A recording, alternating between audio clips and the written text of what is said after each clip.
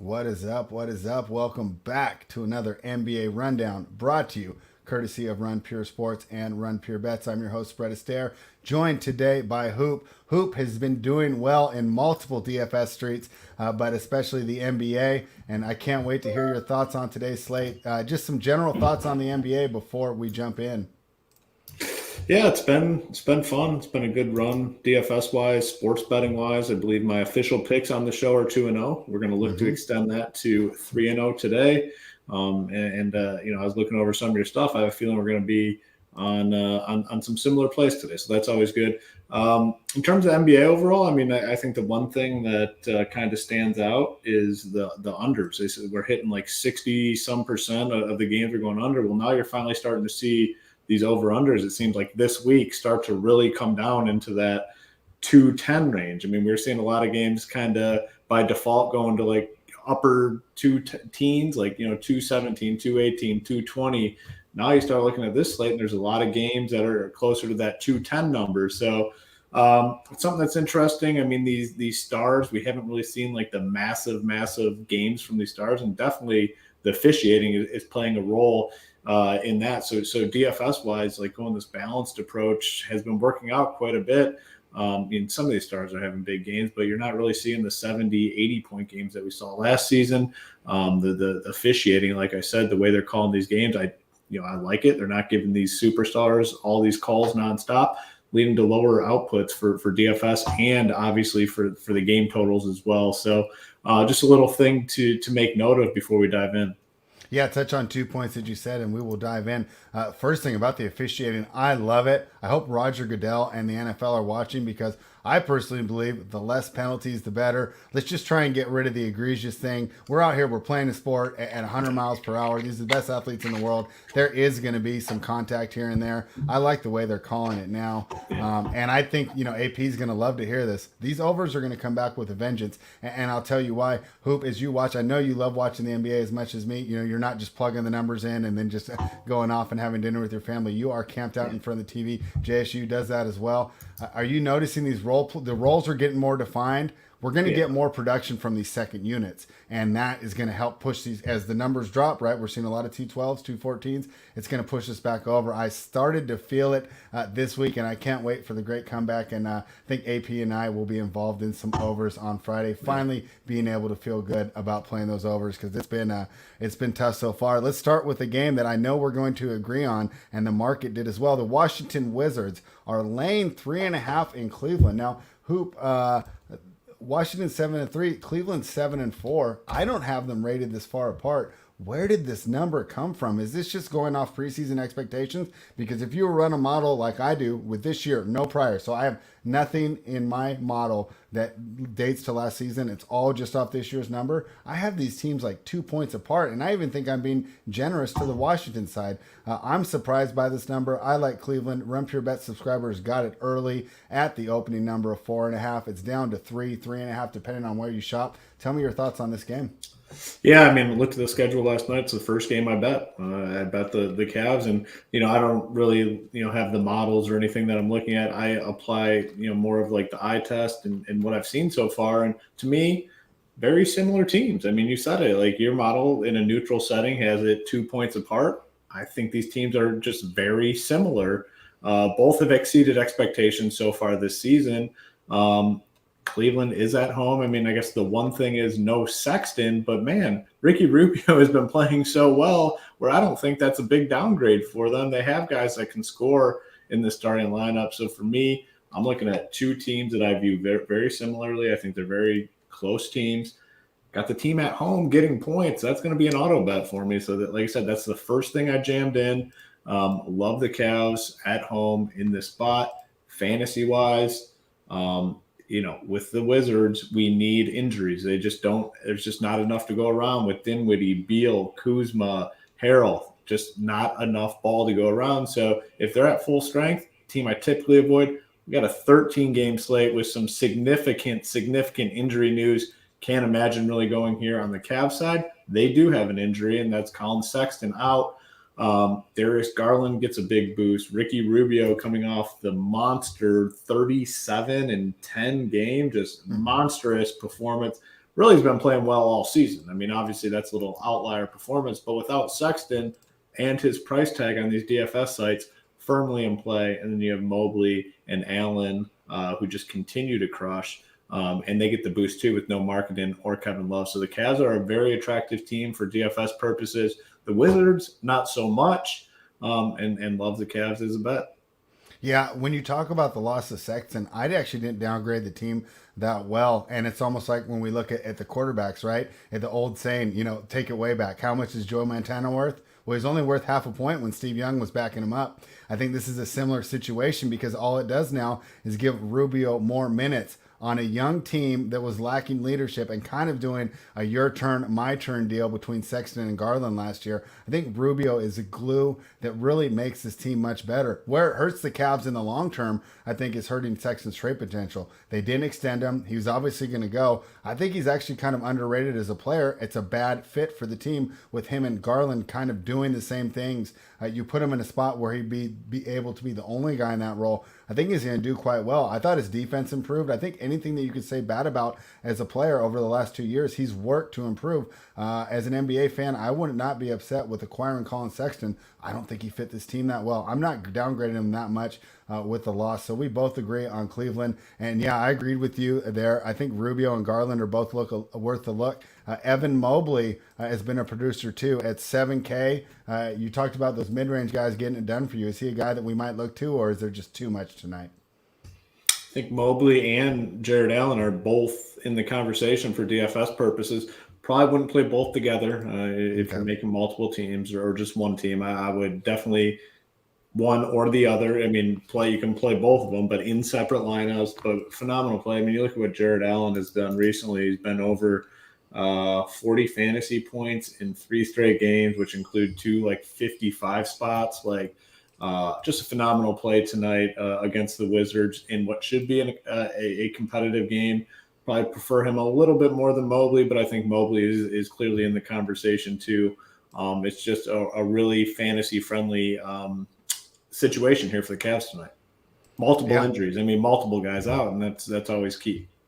Yeah, definitely something to have fun with. So we both like the Cavaliers. Hopefully, once again, we will be in the winner's circle at the end of the evening. The next game on our slate, the Brooklyn Nets -10, heading to Orlando to take on the Magic. The Magic catching double digits. The Magic, the team we were down on at the beginning of the year, the first week, they were like my favorite fade. They're starting to get better. Of course, the play of Cole Anthony has been outstanding for this team. And, Orlando's just doing a little better at staying close, especially with these big spreads. They covered the 11-point spread against Utah. Well, not only did they cover, they won that one outright. And they covered 8.5 by beating Minnesota. So, hey, I kind of like Orlando as a dog here. If it was a smaller slate, this would probably be on my card. There's just so many attractive betting spots today, and I just don't want to outlay too much. So I crossed it off, but I do find an edge here with the Orlando Magic. Happy to stay off it, though. What are your thoughts? Yeah, if I was going to do anything here, I'd definitely take the team getting 10 points at home. Don't have a strong lean on it. I mean, this game is not all that great. When you start talking about DFS, not a ton of plays here. Harden, Durant, I think are in the conversation tournament-wise. Probably prefer Durant over Harden. I mean, Harden has started to turn the corner a little bit with his production, but it's still not like the full James Harden that we're typically used to. So, as always with the Nets, the secondary pieces are just unnecessary, especially on a 13-game slate. Then the problem I have with the Orlando Magic side, I mean, all their guys are pretty much priced efficiently on DraftKings, like where they should be. You're not getting any price breaks. Cole Anthony, they got all the way up there close to 8K now. So really bad game for fantasy purposes. If I was going to do anything, I'd join you and probably just take the Magic here. Yeah, if I landed on Jalen Suggs, right, and he was my last piece, I don't hate him for an upside, but there's no way I'm actually trying to get him in there. And the rest of them, I think you're right that they did a great job adjusting these prices. Cole Anthony gave us a 51 the other night, but at 7,700, right? Pretty close. And, of course, Wendell Carter had a 54-point game as well. He's at 7K. Don't know if I want to play him straight off the big game there. So happy to go away from this game. And James Harden, remember he was in the 9s at 10-6. I've completely crossed him off my list as well. I think there's better spend ups. The Toronto Raptors +2.5 heading to Boston to take on the Celtics. This is another one. I would like the Raptors here a tad, but with so many better options here, there's really no reason to force this play. I do like the way that Toronto has defended. They came out really flat, and now they're getting better as a team. Scotty Barnes, what a draft pick. We all said, boy, I can't believe they didn't take Jalen Suggs. And once again, Masai Ujiri looks to be one of the smartest guys in the room here. So I lean Toronto, not enough to make it a play. Love to hear your thoughts on the game, and then, of course, the DFS options. Yeah, no Jaylen Brown in this game, so I'll join you on the Raptors side. Not something that I bet, not something I feel confident with, but I would lean that way. The Toronto side, fantasy-wise, there's no Birch for the Raptors, but we do have Siakam back. So with Siakam back, it makes it really tough to play really any of these guys. I mean, Fred VanVleet has been treating us well for fantasy purpose. Scotty Barnes has had some big gains. Scotty Barnes is now priced as if Siakam is still out. So the fact that Siakam's in, it's just really hard to pay that price tag for Barnes. It's just a team that's, for the most part, getting healthier and close to full health. Birch isn't going to be in there, but that's not a huge subtraction from this lineup. So it's a good fade spot. On the Boston side, no Jaylen Brown, as I said. Jason Tatum, I think, is a fine play in tournaments. I mean, in a close game, he's going to play upper 30s in terms of minutes. His usage would be through the roof. He's coming off a 57 fantasy point game. I think he's in the conversation. I mean, Al Horford has been playing well, but again, another situation where they got his price all the way up there, close to 8K. Can't play him. Robert Williams, people will play him fantasy-wise. I'm going to fade him. Like, when Horford's in, he just hasn't been great with Horford in there. So off of him, Schroeder, you could consider a little bit. I mean, yeah, he's actually been playing well. 30 minutes, and then 39 minutes last game. He'll be in the starting lineup without Brown. I think he's a fine option tonight. Yeah, I think Jason Tatum's going to be very low owned if you want to get different from a tournament perspective. And I also think he does have the skills. I think that Raptors have one of the best defensive front courts, right? Anunoby, Siakam, even Barnes. Tatum is so skilled. I still think he gets those numbers even against those premier defenders there. So definitely an option. Also, if you're looking to get different, maybe you build a couple value builds from our cores that we provide at Run Pure Sports. And then, you just run one with one spend up and then run Jason Tatum back as a different one to maybe be a little different than the rest of the field, because I think his ownership will be a little low for the value that he provides. The Milwaukee Bucks are out to 4-point underdogs heading to New York to take on the Knicks. So you look and you say, boy, well, how is Milwaukee the defending champions underdogs? Well, Chris Middleton's still out. Brook Lopez is still out, and we've seen this team look tired. They barely beat the 76ers last night, and I'll tell you what, I think they wanted to get in there and blow that game out and rest these guys, and they didn't get that opportunity. Maxey, I mean, you guys loaded up that lineup. I watched the Hardwood show. You gave out, right? Even DC said, hey, you can put 6 Sixers in your lineup, right? And I think all of them had the fire next to their name, so that was a lot of fun for the DFS players. I'm looking at tonight. I think this is just a fatigue spade. It's a tough schedule spot here. The New York Knicks got it done against those same shorthanded 76ers the night before, but they also got a night to rest, and they are at home. I like the Knicks here. I bet it a little bit early. It's still up to 4. I still like it at 4. I'll take it all the way to 5. I think this is a tough spot for the Bucks. Talk about this game. Yeah, tough spot for the Bucks for sure. It's going to be a first spot where we kind of disagree. I'm going to be on the Bucks here. All right. Well, I get it. It's a terrible spot. Like, don't get me wrong. I mean, they had to battle a shitty team last night in the 76ers all the way to then, which I did bet the Bucks last night. It worked out quite well. It wasn't looking good for a while, and then they kind of turned it on late to cover. So that was nice. Tonight, getting 5 points. I'll take my chances with Giannis in what should be a competitive game. I think he can keep it close enough. So I did already bet this. I bet the Bucks, but I do get the spot is not great. I'm just betting on the talent of Giannis, and I like what they're doing with Bobby Portis, just putting him in that starting lineup, and the dude is just crushing. I mean, the Bobby Portis is going to continue to play 35 minutes a night. His current price tag is way, way too cheap for fantasy purposes. This guy can get it done across the board. Great value play, Bobby Portis, that is. So really just probably Portis, Giannis, and maybe Drew Holiday a little bit. On the Knicks side, we need to see what's going on with Mitchell Robinson. If Mitchell Robinson is out, Taj Gibson is going to start and play a lot of minutes, and he's 3K on DraftKings, which is just extremely good value. Played 30 31 and a half minutes last game. So, you can bank on him getting that run. If Mitchell Robinson is out tonight, they're going to obviously be without Noel. So it would be a clear path to a ton of minutes for Taj. So he would be a really good fantasy play. So Taj, Giannis, Portis, Drew are the guys for fantasy purposes in this game. All right, fantastic. The Detroit Pistons plus 2.5 head to Houston to take on the Rockets here. The battle of the number 1 and number 2 pick. I assume that both of them are playing. Let me double check, see if anything has changed.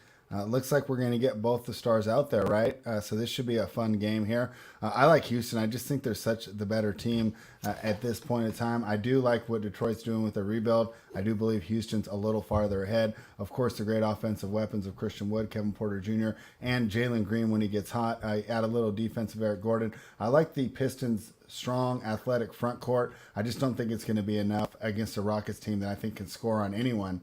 Their issue is defense here. The old days you look to and over, but I do worry about the Pistons putting it through the hoop. It's a total of 210. I'll stay away from there. I didn't bet this game, but I definitely like the Rockets minus 2.5. Yeah, I'll join you on the Rockets side. I mean, it's two really bad teams. There's no doubt about that. But the Pistons are clearly probably just like the worst team in the NBA, and I think there might be some separation. And this is the game here. Rockets at home. I think they get up.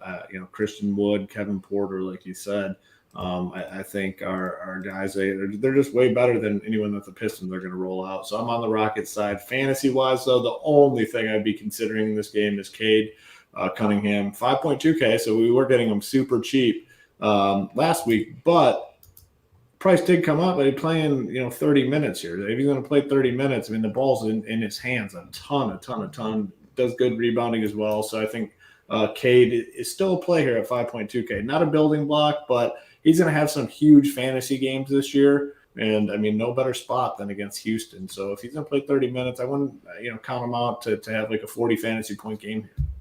Yeah, on the shorter slate, I'd be really interested in getting some of these players in. But with the injury report being as clean as it is, I think we can safely stay away from the game altogether.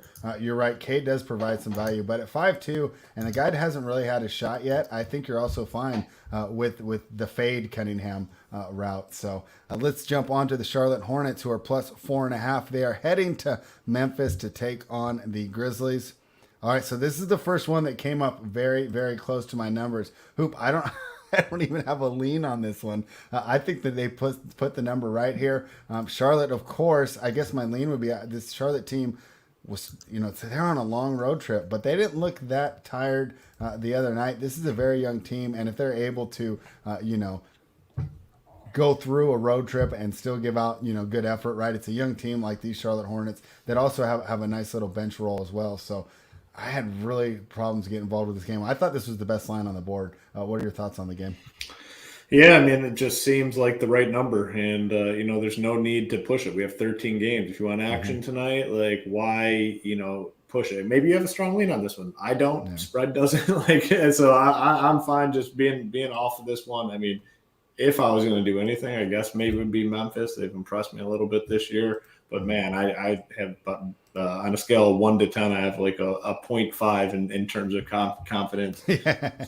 Fantasy-wise, just not great either. Like the Hornets are just not a team that I'm playing a bunch right now. I mean, just so many guys that can contribute. Bridges is having a phenomenal season. The one dude I would potentially play would be Terry Rozier.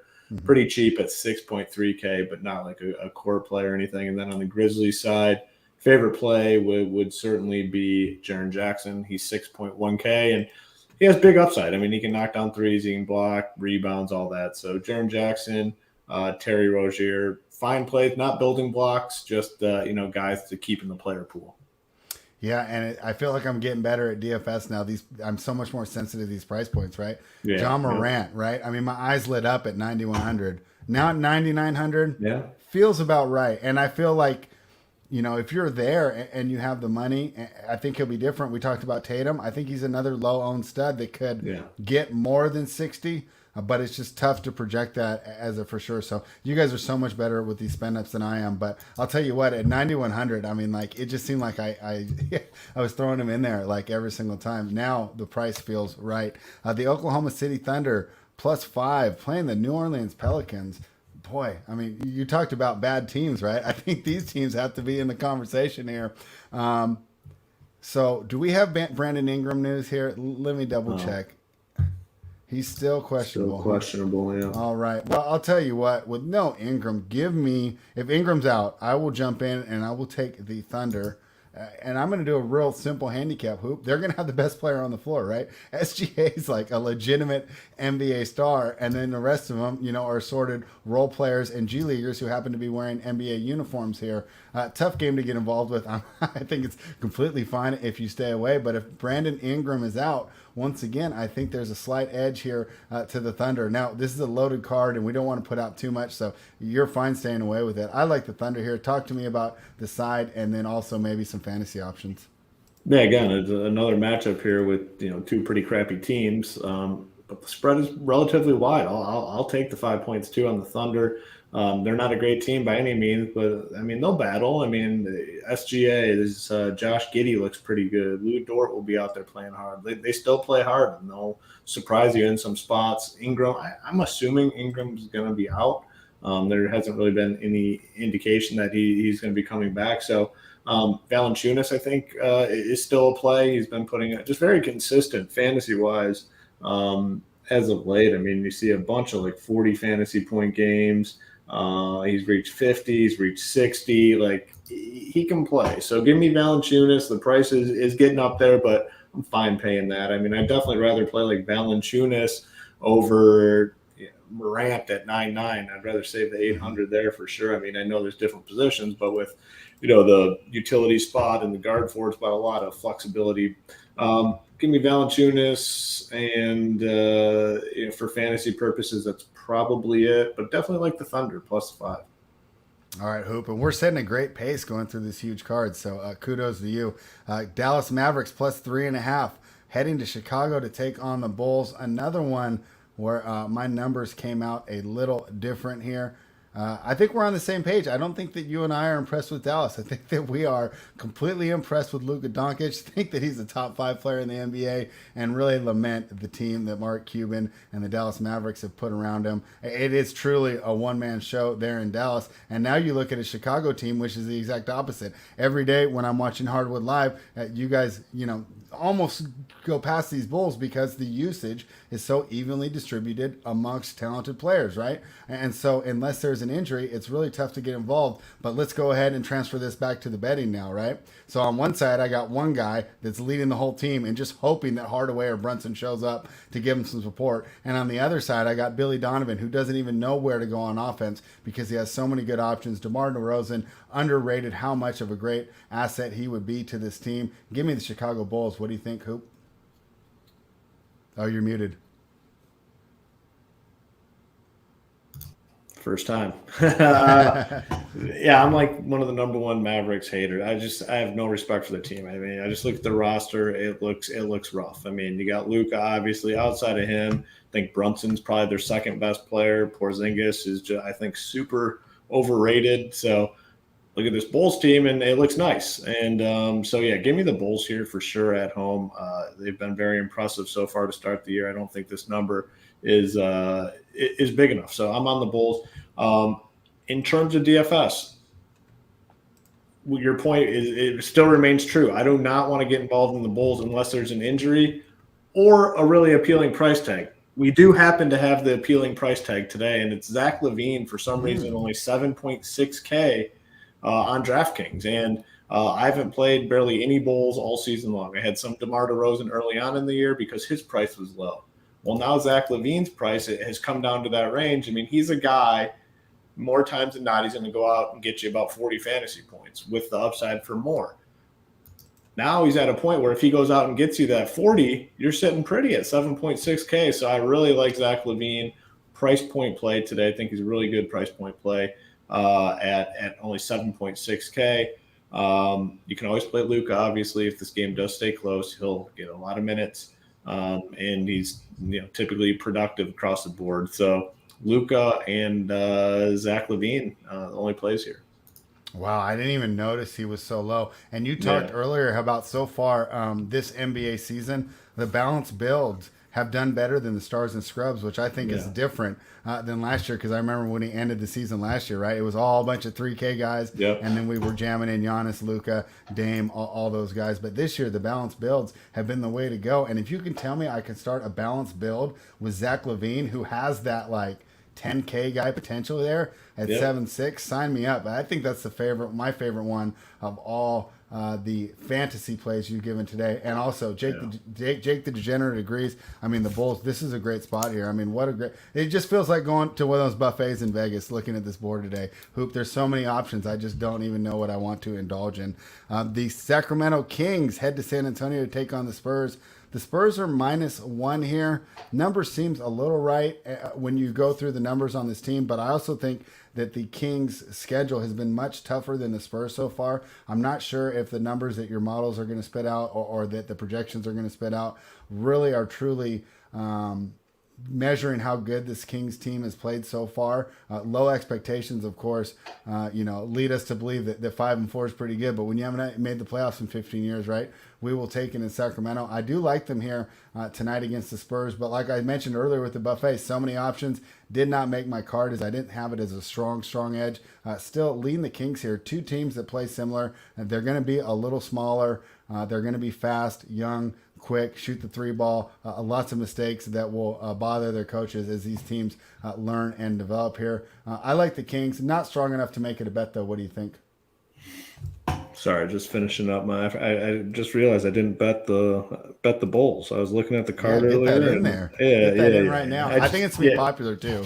Yeah, I just locked it in, so I'm riding with you for sure. All right, so that's finished. The Spurs, Kings, tough one here. I mean, again, we talked about earlier on the Wizards and the Cavs, how we thought they were similar teams. I just think this Kings and Spurs game, I think it's two similar teams. This time they got the spread kind of right. The Spurs are -1, so basically a pick 'em here. I'd probably just take the home team, lean the Spurs here a little bit. Fantasy wise, is Halliburton, is he still questionable tonight? So he's questionable. On this slate, though, I don't think it really matters whether or not he plays for fantasy purposes, just because we have so many good value plays. We have a game that we're going to talk about very soon that has just endless value plays that make it very easy for us. So I won't have much exposure to anyone in this game. Favorite play from the game would be De'Aaron Fox at 8.2K. I mean, he's had a rough year fantasy-wise, but finally got back to a nice one last time out against the Suns, and 46.5 fantasy points. So if Halliburton's out, I like Fox at some play at 8.2K, but that's really just about it in this game. I feel like they priced it as if they expect Halliburton to miss with Davion Mitchell sitting at 4,600. There's no way he's worth that value if Halliburton plays. They could just be guessing, though, and just trying to avoid. Although I think on a 13-game slate, no one's going to be mega chalk, right? But when he was at that 39 and 41 with Halliburton sitting, probably too high ownership there. I think at 46, it's right, even if he sits. So, hey, I think you're right. Stay away from this game. Lean the Kings, but much better options on the board. The next game we will speak of is the Trailblazers. A disappointing performance last night against the Clippers. I thought they could get it done, right, and reverse that how they always win on each other's home, how they always win at home against each other. Thought maybe the Blazers could get it done. Dame started to show a little bit of life, and then, of course, not a good night from CJ. So Dame starts to show life. CJ regresses. The Blazers lose again. Now they're catching 5.5 to a Phoenix team that seems to be coming together. I think that DeAndre Ayton, I don't think that they handled that well. I think that caused a little bit of issues within the locker room. Now DeAndre Ayton's out. I don't blame him, right? They don't want to pay him. Why is he going to go out there unless he's anything less than 100%? I hear you guys always talk about the McGee versus Kaminsky issue there. Let's look at it from a betting perspective, though. I think they're both big downgrades. I think, the combination of what they can do is what DeAndre Ayton is, right? Because Kaminsky gives you the more solid post play. He's better on the offensive end, just on being reliable on setting screens and being where he needs to be. McGee, more of a wild card, but I think he gives you much better rim protection. So great job, I think, by Monty Williams of using both of them. You'll see Kaminsky closes more often. I think that has a lot to do with the fact that Chris Paul is more comfortable with a fundamental player that he can trust rather than the wild card in McGee. So I like Kaminsky. I'm usually driving when I listen to you guys, so I'm not in the chat too often. But when you guys are always talking Kaminsky and McGee, I always just want to type in like Kaminsky, Kaminsky, Kaminsky. So I like the Suns here just because I thought that Portland put out a lot of effort last night. Could be a little tired, even though it's a short trip. Phoenix seems like they are trending in the right direction. I like the Suns, and I can't wait to hear who you're targeting here on DFS slate. Yeah, I mean, for DFS, the problem now is the price tag. And in Kaminsky, we were playing him. He's 3.5K. He'd crush for us every night. Now he's 5K. And we have this game. We have this Nugget situation, then without Jokic, where we're going to have a ton of value. So makes it easy tonight. We don't have to have that conversation, McGee or Kaminsky. It's most likely neither. So it makes it pretty easy. The Trailblazers coming off a back-to-back, good fade here. I mean, for fantasy purposes, again, you look at this roster, prices are way up there. I mean, you're paying 10K for Dame, who's been disappointing so far. McCollum, he was 7-2 last night, 8.5K tonight. Everyone's just priced way up there. And then on the Suns, they got big boy price tags too. I mean, Chris Paul, 9K, Devin Booker, 9.8K. This game for fantasy is a fade, I think, all around. There's just no plays for me. Betting-wise, a little bit different. I love the Suns in this spot, like you said, for all the reasons really that you mentioned. The Trailblazers, back-to-back, tough game last night. Suns starting to round into form. They looked a little rough to start the season, probably a little hangover from their playoff run last year. Things are, like I said, looking better for them. And 5.5? I love the Suns in the spot. Yeah, I think the only one on the Suns that's like at a price point that you would say is value is Nurkic here. But he's the center, right? And you guys constantly talk about it on your two shows. You only have 2 spots available on DK, and I just think there's better options. In a vacuum, I think that Nurkic might be able to get you there, especially going against the tag team of McGee and Kaminsky. But I just think there's so many better options. Maybe if you really want to get different, he's under-owned, but it's definitely a risk for sure. There's the game that you're talking about, the game that we are going to load up. The Indiana Pacers, -2.5, heading to Denver. And Hoop, I'll tell you, this shows you how disappointing this Indiana team's been so far this year, that they are facing the Nuggets without Jokic. Is MPJ still out? Yes, he's out as well. Yeah, so that's what I thought. No Jokic, no MPJ, and you're only laying 2.5. This Indiana team's been a disappointment. All the numbers, everything's going to tell you to bet Indiana. I can't do it. I'm off this game. What do you think? Yeah, no lean. I mean, Pacers have been super, super disappointing. And as we're coming on, I don't know if you saw, LeVert has been ruled out tonight. So he's out as well. And just things have not been great for him. It's a tough place to play in Denver. I'm going to have a ton of Nuggets guys, so I don't feel the need to even consider betting this spot here. We talked about it. Jokic obviously getting the suspension for the shoulder or whatever he did to the Morris. That whole thing is rather entertaining for sure. But it opens up just endless value on the Nugget side. Will Barton has been playing very well with Jokic. I mean, 40 minutes, 36, 35, over 37 fantasy points in 3 straight games. Offense is going to go through him tonight, and he's only 6.3K. JaMychal Green, Aaron Gordon, Monty Morris, Jeff Green. We have 6-7 plays here on the Nugget side, all really good value plays. If you're MMEing tonight, if you're making a ton of teams, get exposure to all these guys. Like, mix and match them in. I personally think you can play up to 4 even on this 13-game slate. So you can play a lot of these guys. I mean, they're still projected to score 102 points tonight. Their number one piece on offense is only 6.3K. So much value here. Just so much value. Just absolutely load up.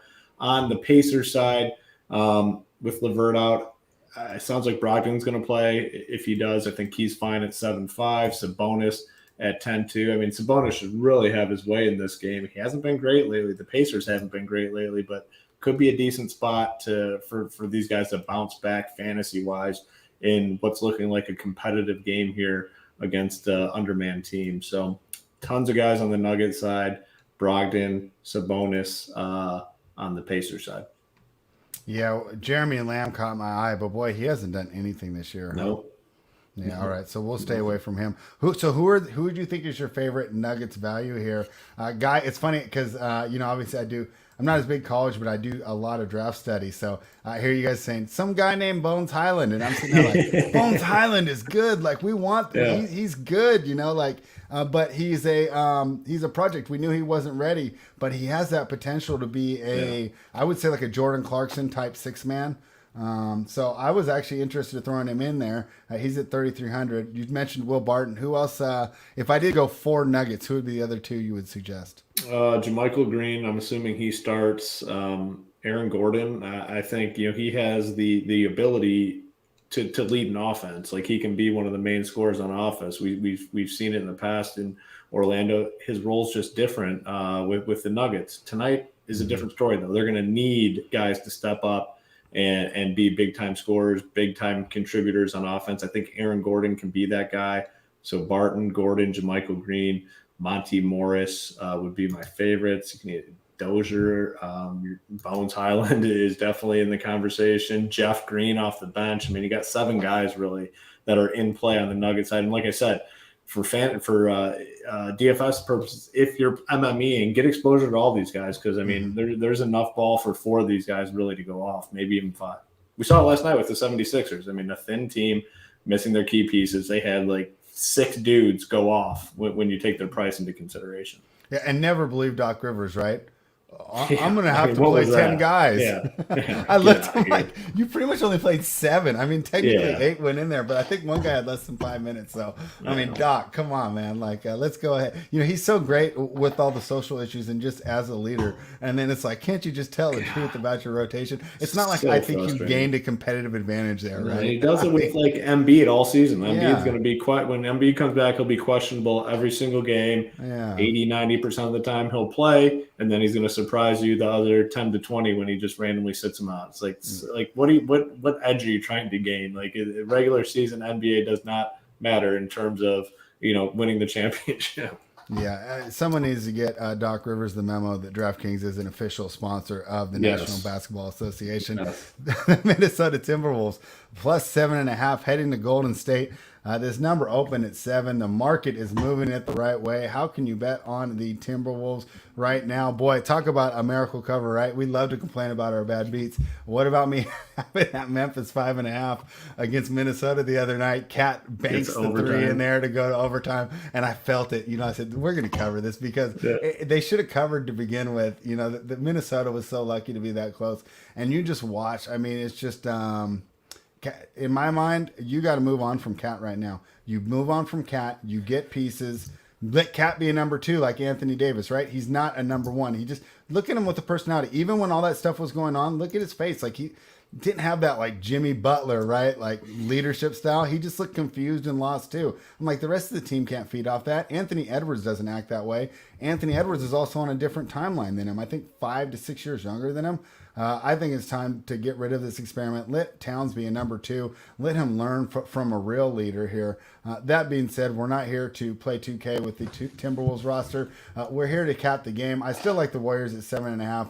But it's getting out to where I could see Minnesota sneaking in the cover. What's weird, Hoop, is as bad as he is individually, for whatever reason, the Timberwolves do play better defense when Russell was in there, which if you told me at the beginning of the season, I would say that you're crazy and you've never watched an NBA game. But the metrics and my eye test are both showing it. I see him in there tonight. Maybe a chance they keep it close. What do you think of this game? There's just 0% chance I could ever bet on the Timberwolves in this spot. Like I just don't even care what the number is. I'd never do it. So I'm definitely leaning the Warrior side. Agree with the GM talk. Like Karl Anthony Towns, D'Angelo Russell, like whatever they can get at this point, like take it and move on and get some picks. Like this team is just the way it's formed. It is not going to ever get the job done. It's like just never. Karl Anthony Towns is like he's like a mini Andre Drummond in terms of like, yes, he can put up the fantasy stats. You'll never win basketball games with that type of player being your primary offensive weapon. It won't happen. Like he is not the answer to winning games. D'Angelo Russell, same thing can be said for him. He's just like a lot of times lazy, and he is just not a winning basketball player. You got to part ways with these dudes and see what you can get. Fantasy-wise, tough. I mean, Curry's been phenomenal. I mean, just absolutely phenomenal. But now 11.7K. He's got to do a lot to pay that off. I mean, we need like 60 fantasy points, which he can obviously do, and he probably will do tonight, but it just comes down to like roster construction and whatnot. Favorite play fantasy-wise in this game is Jordan Poole. Play around 30 minutes. He's been very consistent fantasy-wise and has flashed some upside. So Jordan Poole would be probably my favorite play in this game fantasy-wise. And yeah, you know who I like is one of the son of one of my favorite players as a kid, Oregon State alumni, Gary Payton. Now, Gary Payton didn't want to be a junior, so he's Gary Payton II. Tons of athleticism, so much fun to watch, and you can just see that the team loves him, right? When you got a guy like that, they can just jump out of the gym. You know, Draymond's throwing those lobs just thinking, I'm going on Sports Center with this one, right? And all I have to do is throw the lob up. I don't even have to do any of the dirty work. I'll still take him as a value play. Probably not today, though, right? Because there's so many better options, especially in that Denver game. But I just want to throw his name out there because I brought it up to AP on Friday, and then I got to send him the nice little screenshot of him in my lineup with the fire and 31 points next to his name on a 3K price tag. So I had to throw that out there. Tonight, I don't think you go that way. I think it's even so do you think Poole will be like in your main core here, or do you think that's just kind of a peripheral one? Yeah, just like if you're playing a bunch of lineups, a guy that rounds out your lineup type play, not a building block, not a core play, just like a guy to keep in your player pool. He's 6.3K, probably like 40 fantasy point upside. So yeah, not a core guy by any means. Yeah, there's so much value on the slate and where he's at. You know, like you talked about Zach LaVine, it's just 1,000 more. I mean, sign me up right there. Let us go. Hey man, we made great time. We're on the last game of the slate. Miami Heat are now -5 against the Los Angeles Lakers. Hey, you know, the Lakers look good against the Hornets. Boy, what a great win for the Los Angeles Lakers. The Lakers are back. I do not think so. That was a very tired Charlotte team. This team was lucky to beat them. Now you get a Miami Heat team, right? And you brought up the incident earlier, right? That made me love this bet even more, right? Because, you know, get that tension in your locker room, right? Get that fighting spirit and get you feeling as teammates, right? Say me and you just meet Hoop, you know, we go out, you know, hey, what's up? If we actually almost get into a fight that night, like we're going home and it feels like I've known you for a couple years, right? Yes. I feel like it brings it together, right? So I love Miami in this spot. I think they are going to be looking to put a beat down on this team, and I feel bad that it's the Los Angeles Lakers that had to play them after this situation. We've talked about this Lakers team, old and slow, and if you want to take a look at the greatness of LeBron James still at whatever age he is, 37, 38, whatever he is, I mean, this team looks terrible without him, and the second he goes back in the lineup, I still think they're a Western Conference contender. That's how good the man is, but the rest of these pieces just aren't that good without him. Give me the Miami Heat. Just a far superior team. I mean, the Heat are just a better team top to bottom, and there's just no argument about it. And I'm buying into that. I'm not a huge narrative guy, but I'm kind of buying into it a little bit too. And, you know, I hate the Morris brothers. I think they're awful. And, you know, Jokic, obviously a cheap shot, but I didn't mind seeing it. But what was cool was to see Jimmy Butler just go berserk after, and that, you know, that's getting your teammates back. And he had that look in his eye, and it was scary. I think they come out and play good here. And Hero and Bam were questionable. It says they're both expected to play. So that's obviously big for this team as well. Hero looking like 6th man of the year favorite by far. I mean, just off to a phenomenal start this season. So I'm definitely looking at some of these pieces fantasy-wise. It would be Bam, best price tag on this team at 7.9K. Might be about it though, actually. No, I mean, Jimmy Butler, 9.6. DraftKings did a good job with pricing today. They got a lot of these superstars way up there where you have to pay the premium. So Butler at 9.6 is a little bit tough. Like I said, yeah, my favorite's going to be Bam at 7.9. On the Lakers side, it's a tough spot here. I mean, the Heat have one of the better defenses in the league. I don't really want to pay a premium for AD or Russ in the spot. So love the Heat as a bet, and Bam Adebayo will be my favorite fantasy play in this game. All right. Well, let's go ahead and we'll build a little mini core for the people, and then we'll give out some best bets. Who do you think we should start with when building a core on DraftKings today? Well, the first thing you want to do is, I think, go to the Nuggets, because you need at least 2 Nuggets guys in every lineup you build tonight. No Jokic. They're all cheap. For me personally, it's going to start with Barton.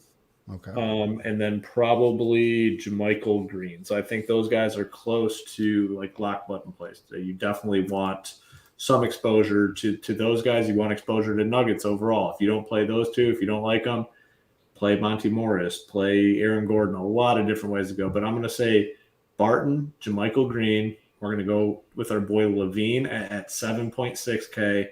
And all those names I just mentioned are going to be relatively popular. So let me throw in something that won't be as popular. I'm going to go to the Pistons. I'm going to go Cade Cunningham. I don't think he'll be as popular tonight. 5.2K. He's going to play 30-some minutes, and I think he can absolutely crush in this spot against the Rockets. So the first three, pretty popular. You throw in Cade. I don't think he'll be as popular tonight. What's Cade's position eligibility? Do you know off the top of your head? Point guard and shooting guard.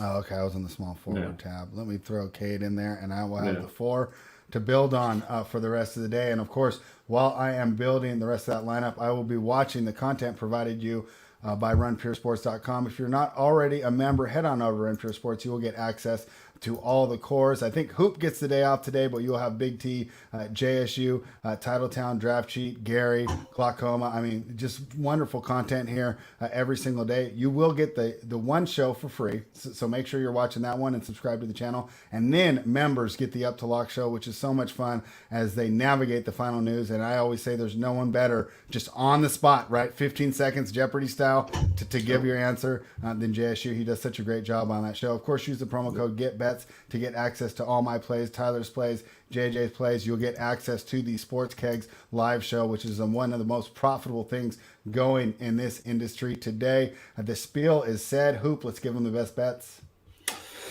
I'm going to go right back up to the top. I mean, a game that we agreed on, we both already bet it. We, unfortunately for the viewers, if you haven't bet it yet, you're going to get a worse number than spread it myself. But I'm going back to the Cavs here. I think it's just a bad number here. I think we're looking at two similar teams in the Wizards and Cavs. I think the number is like this because of Sexton being out, but we both agree it's just not that big of a downgrade for us personally. Ricky Rubio has been playing phenomenally well off the bench. Give me the Cavs at home plus 3.5. I think it is now 3.5. I mean, I got it at, what did we get at? 4.5. I can't remember. 4.5. I see it 3.5 now though. Yeah. So I still like it though. Give me the Cavs for sure. Plus the 3.5. All right, I'm with you there, and I'll take the Chicago Bulls. You and I are both down on the Mavericks, so I know you agree with me there. And it's like I said, it's a complete team versus a one-man team that just hopes someone shows up. Someone does show up, right? Tim Hardaway Jr. breaks the slate, or Jalen Brunson does that, right? I'll take my loss, but I feel like I've got an edge, and I'm going to go ahead and bet that. Hoop, thank you very much for joining me today. Fantastic work to get through this slate in less than an hour. That's always my goal, to keep these short. Make sure the guys can get the information, get the best bets, and get on with their day. And you did a great job. Anything you have for the people before we get out of here? Yeah, tune in to the NBA Hardwood show tonight. I believe it is AP, Mangone, and I want to say Title maybe. But they'll be going live at 4:45 Eastern today, and then the Up to Lock show with JSU, Big T, and Holden. And like you said, JSU is one of the best in the business at breaking down the news. And we got a 13-game slate, so there's going to be some sort of news prior to lock. So make sure you tune into the rest of our shows today. And hopefully we keep the hot streak going. I'm trying to go 3-0 with my official picks on the show. Feeling good about it. I'm feeling great about it, too. Thank you for joining me today, Hoop. Thank you, everybody, for joining us. If you enjoyed this, please give us a thumbs up. Subscribe to the channel, and hey, share it with your friends. This stuff isn't a secret. We're happy to give out all these winners to everybody. Love to have an active chat, and just love to continue growing what we're doing over here at Run Pure Sports and Run Pure Bets. Join the movement and run pure.